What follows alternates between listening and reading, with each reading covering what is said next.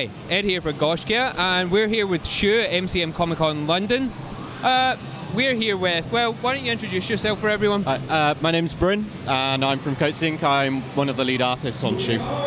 Fantastic. MCM is really loud and it's really busy, and we're just at the start of the weekend, and already Shu's got loads of people playing the game. So why don't you tell us a little bit about Shu?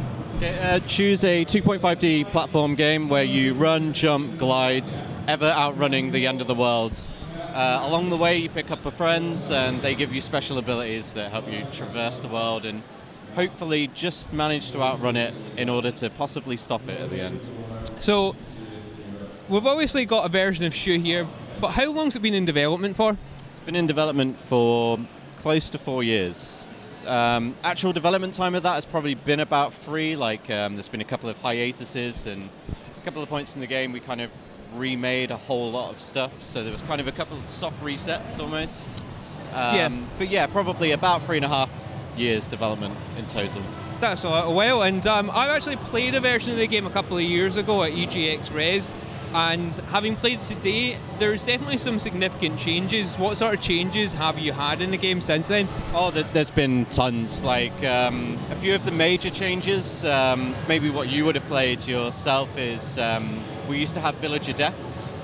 So you would collect a character, you would gain abilities from them, but they would also act as like a buffer from getting away from the storm. So if the storm caught up with you, it would eat one of your characters and then you'd lose their ability, which we thought as like a thematic approach, that was a really good mechanic. It was really interesting, but we just didn't have the time to fully implement it. And also we found it really frustrated players. Like it's quite a nice idea on paper, but when you actually put it into practice, like you're given an ability which is empowering, then all of a sudden it gets taken away, and then you're frustrated because you're not as good, or you don't have those abilities to traverse the environment as well as you did. And also we just found people were getting frustrated with that kind of mechanic, and it took a hell of a lot for design as well, because obviously you design a level with a certain approach, according to these mechanics. You take one of those away and then all of a sudden you need 2 paths. Exactly. You've got 2 abilities, you've got even more paths, and then it's just like a branch basically, and we were finding it was, costing more in development time. People weren't as enjoying it as much, so it was this idea that we really liked, but it just didn't work, so we had to take it out basically. And how have people taken to the changes that you've made? Have they enjoyed it now, or are they enjoying it more? Yeah, it was amazing actually. Gamescom a couple of years ago, we implemented a timer in the top corner, really simple.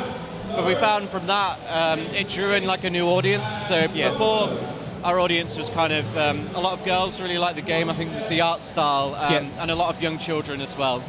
As soon as we put the timer, a lot of young men started playing because the competitive element and speedrunning is quite popular at the moment. So that affected our design. We kind of took that back to the studio and decided that we'd make the game a bit more streamlined. Yeah. So that's another quite a big change. Like the way the levels are actually designed now is catered a little bit more to speedrunners. That's great. And the game itself, obviously, it's a 2.5D platformer. It's got speedrunning. That has a lot of. It calls back to a lot of games that I've grown up with. What sort of influences did you have in making Shu? Oh, loads. Klonoa, which is like an old PS1 game. Oh, yeah. That was I think that was like the first sort of 2.5D game I ever played. You've got like the little sprite, the main character, the 2D environments. Donkey Kong Country Returns is also like massive influence. Especially like the progression of the levels. The thing I love about Donkey Kong is it introduces new stuff with each world. Like each world has its own sort of like secular kind of design, which I really like. And that's something that we've tried to get into Shu with like the sets of characters. So these new sort of obstacles that you get, and they're kind of for that world only. And talking about the world, visually, what sort of influences have you had on the game as well as mechanically? Sorry, can you say that again? So visually, what sort of influences have you had on the game as well as mechanics? What sort of visual influence? It's like artistic influence. Yeah. Gaudi was a massive influence for us. It's a Spanish architect. You've heard of the Sagrada Familia in Barcelona. It's a giant cathedral that's still being built. They've been building it for like 80 years or so. But his kind of like organic sort of architecture and cubist design as well. And then obviously with video games like Klonoa, Rayman obviously is another big influence, things like that. But then other things like Studio Ghibli and like with the little cute characters and ponchos, things like that. And Coatsink's already had a recent platformer that's moved away from its kind of VR games. So Coatsink's had huge success with VR, with Esper and getting involved with gang-based VR. But Coatsink's also had a 2D platform and puzzler called Superglad that's currently on hiatus at the moment. Was that much of an influence when creating Shu? Well, Shu actually started out as a project by a studio called Secret Lunch. Yeah. So they originally came up with a prototype for that over about 6 months, and then Coatsink came along and invested money, and then after a short period of time co-developed with Secret Lunch. So I think more of like that influence came from Secret Lunch originally.